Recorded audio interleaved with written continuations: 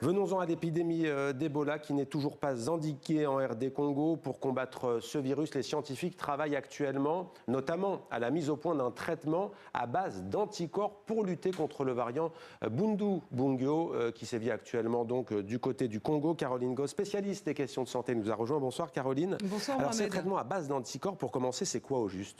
Alors, les anticorps sont des protéines produites par le corps qui aident notre organisme à reconnaître une infection, un microbe ou voilà, une infection et à les combattre. Les anticorps thérapeutiques sont, eux, produits artificiellement à partir d'organismes vivants, de bactéries ou de cellules animales. Ce sont des médicaments finalement biologiques développés dans le cadre de ce qu'on appelle les biothérapies qui révolutionnent actuellement le monde de la médecine.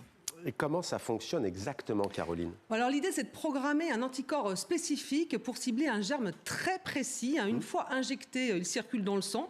Et tel un cheval de Troie ou alors une tête chercheuse, il trouve le pathogène, il se fixe dessus et le détruit. Aujourd'hui, il existe à peu près 215 différents anticorps autorisés rien qu'en Europe. C'est 2 fois plus qu'il y a 10 ans. Et 110 nouveaux anticorps thérapeutiques sont attendus sur le marché d'ici 2030. Alors Caroline, on sait que les médecins, les scientifiques travaillent en ce moment, accélèrent pour tenter de trouver un vaccin contre le variant qu'on a évoqué. Mais là, avec ces anticorps, c'est quoi la différence avec les vaccins? Alors les vaccins, en fait, effectivement, l'anticorps s'injecte comme un vaccin, mais là c'est plus un sérum. Écoutez. Un vaccin vous immunise contre une maladie que vous n'avez pas faite. Donc c'est un tout petit peu différent. Le vaccin va éduquer les cellules à se battre contre une cellule tumorale ou un agent pathogène. Et ça, c'est le principe du vaccin, et c'est fait chez des gens qui ne sont pas malades. Le traitement avec des anticorps monoclonaux, c'est chez des gens qui sont déjà malades, et on va soigner leur maladie avec ça.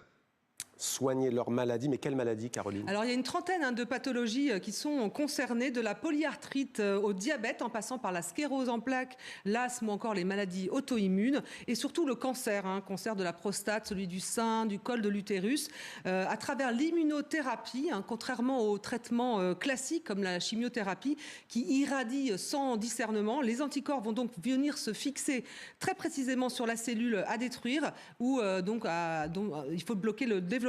Et là, on a un maximum d'efficacité et un minimum d'effets secondaires. Alors, contre Ebola, vous l'avez dit, en laboratoire sont en effet travail d'arrache-pied en ce moment pour mettre au point un anticorps pour lutter contre ce variant Bundibugyo qui n'admet pour l'instant aucun vaccin ni traitement.